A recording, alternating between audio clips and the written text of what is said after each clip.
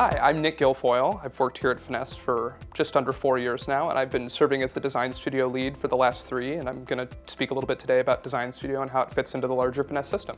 Design Studio serves as like the configuration client for the Finys Suite. So all sorts of subsystems of Finys across policy and our rating system and our claim system have underlying architecture that make up the Finys product, but for individual implementations or maybe lines of business for a certain carrier, those systems have to behave differently. A homeowner's line and an auto line are not going to really work the same in a lot of respects. And Design Studio is where we set up things like your policy model, what forms are going to be on the policy, what coverages are available. And so it gives carriers the control to set up their lines exactly how they want them. They don't have to take something that Finys builds and make it work for them. They can do exactly what they want in terms of how the Finys product behaves.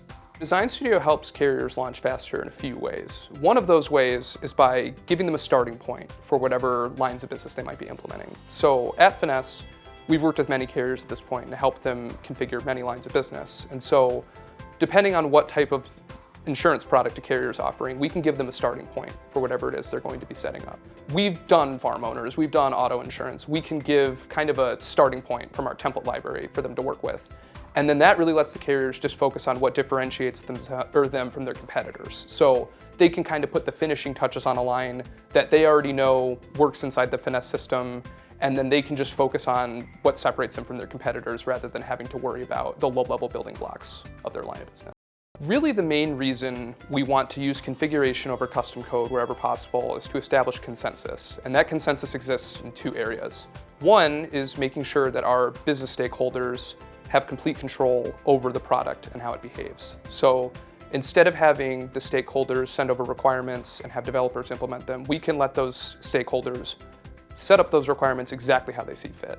And the other end of that consensus is knowing how the Finys product is going to interact with those configurations.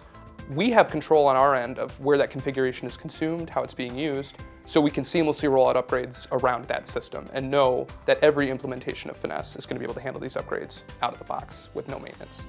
The customer feedback we've got about the usability of Design Studio has been very positive. Instead of having to really worry about the technical nitty-gritty of getting a line of business functional or an implementation functional, we empower our clients to go in and set those validations and business rules up themselves. Design Studio is really kind of a tool set where we offer configuration options over a whole bevy of features in the Finys product. Each item in the tool set is centered around some piece of insurance business logic. And so we allow carriers or business users to focus on parts of their system that they know inside and out and set them up exactly how they want. We don't have to have them get lost in the technical, they get to focus on the business. So that's the feedback we've got.